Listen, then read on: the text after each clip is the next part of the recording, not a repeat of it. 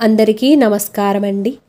హనుమాన్ జయంతి రోజున హనుమంతుడికి తమలపాకుల మాల వేసినట్లయితే ఎలాంటి ఫలితాలను మనం పొందుతాము, అలాగే హనుమాన్ జయంతి రోజు ఒక్కరోజే కాకుండా మంగళవారాలు కానీ శనివారాలు కానీ ఈ మాలను వేసినట్లయితే చాలా మంచిది. మరి తమలపాకుల మాల ఎలా తయారు చేసుకోవాలి, మాల విశిష్టత, వాటన్నిటిని గురించి కూడా ఈ వీడియోలో అయితే తెలుసుకుందాము. ఆంజనేయ స్వామికి లేత తమలపాకు మాలను వేస్తే రోగాలతో ఇబ్బందులు పడేవారికి త్వరగా ఆరోగ్యం బాగా అవుతుంది.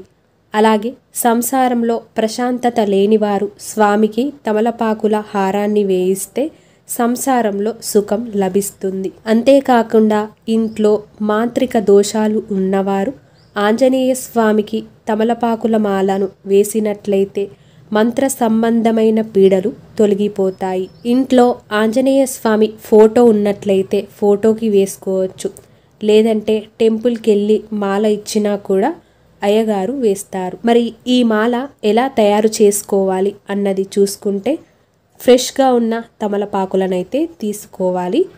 ఈ మాల కోసం మనకి 5 ఆకులు కానీ 11 ఆకులు కానీ అలాగే 9 ఆకులు కానీ 21 కానీ 51 కానీ 108 కానీ ఇలా మనకు ఎన్ని ఉంటే అన్ని ఆకులతో మాలగా తయారు చేసుకొని స్వామివారికి వేసినట్లయితే చాలా మంచిది. ప్రత్యేకంగా హనుమాన్ జయంతి రోజున స్వామివారి వెడలో వేస్తే ఇంకా మంచిది. మరి ఈ మాల కోసం మనకు కావలసినవి తమలపాకులు, అలాగే దారం, సూది, అలాగే సింధూరం. ఈ సింధూరంలో నువ్వుల నూనెను వేసి కలిపి ఆ సింధూరంతో శ్రీరామ అని రాసినట్లయితే చాలా మంచిది. రాయడానికి మనము ఒక పుల్లను కానీ లేదంటే చేయినైనా కూడా వాడవచ్చు. మరి ఆంజనేయ స్వామికి తమలపాకు మాల పూజ ఎందుకు చేయాలి అన్నది తెలుసుకుంటే, ఒకసారి సీతమ్మ తల్లి అందించే తమలపాకుల చిలుకల్ని సేవిస్తున్న శ్రీరాముని వద్దకు వచ్చిన ఆంజనేయుడు శ్రీరాముణ్ణి, స్వామి ఏమిటది, మీ నోరు అంతా ఎర్రగా ఎందుకయింది అని అడిగాడు. అప్పుడు రాముడు, తమలపాకులు తింటే నోరు ఎర్రగా అవుతుంది, అంతేకాదు ఆరోగ్యానికి కూడా చాలా మంచిదే అని చెప్పగానే వెంటనే ఆంజనేయుడు అక్కడి నుండి వెళ్ళిపోయి కొంతసేపటికి ఒళ్ళంతా తమలపాకులను కట్టుకొని గంతులు వేసుకుంటూ ఆనందంగా వచ్చాడు. స్వామివారు ఎక్కువగా తమలపాకు తోటలోను అరటి తోటలోను విహరిస్తారు. తమలపాకులతో స్వామివారికి పూజ చేయటం వలన శాంతి, సుఖము లభిస్తాయి. అలాగే నాగదోష శాంతి కూడా జరుగుతుంది. మరో కథ ప్రకారం చూసుకుంటే అశోకవనంలో ఉన్న సీతమ్మ వారికి హనుమంతుడు రాములవారి సందేశము చెప్పినప్పుడు అమ్మవారు ఆనందంతో హనుమంతునికి తమలపాకుల దండ వేశారట.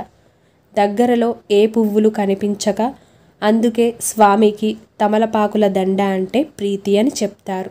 ఆంజనేయ స్వామిని తమలపాకులతో పూజించడం వలన అనేక ప్రయోజనాలైతే చేకూరుతాయి. ఏ వ్యక్తి అయితే హీనంగా చూడబడతాడో అటువంటి వ్యక్తి స్వామివారికి తమలపాకుల మాల సమర్పిస్తే సంఘంలో గౌరవం లభిస్తుంది.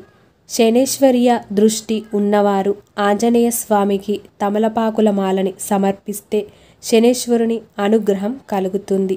అలాగే వైద్యపరంగా నయం కాని వ్యాధులు ఉన్నవారు స్వామికి తమలపాకుల హారాన్ని వేసి ప్రసాదాన్ని స్వీకరిస్తే అన్ని రోగాలు నయమవుతాయి. సుందరకాండ పారాయణం చేసి స్వామికి తమలపాకులను సమర్పిస్తే అన్ని కార్యాలలో విజయం సిద్ధిస్తుంది. హనుమాన్ చాలీసా చదివి తమలపాకులను సమర్పిస్తే పరమాత్ముని అనుగ్రహం కలుగుతుంది. అలాగే నేను ఇక్కడ ఒక 11 తమలపాకులను తీసుకొని 2 పెట్టుకొని మాలను తయారు చేసుకొని ఆ మాలపైన కొద్దిగా నువ్వుల నూనెను కలిపిన సింధూరంతో శ్రీరామ అనే పేరు రాసి తమలపాకుల మాలనైతే తయారు చేశాను.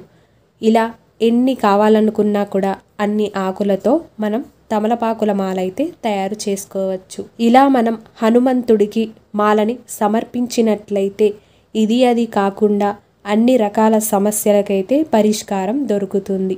ఈ వీడియో మీకు నచ్చినట్లయితే తప్పకుండా మీ యొక్క లైక్తో నాకు సపోర్ట్ని తెలియజేసి మరిన్ని వీడియోస్ కోసం మన ఛానల్ని సబ్స్క్రైబ్ చేసుకొని పక్కన ఉన్న బెల్ ఐకాన్ని కూడా క్లిక్ చేయండి. ధన్యవాదములు.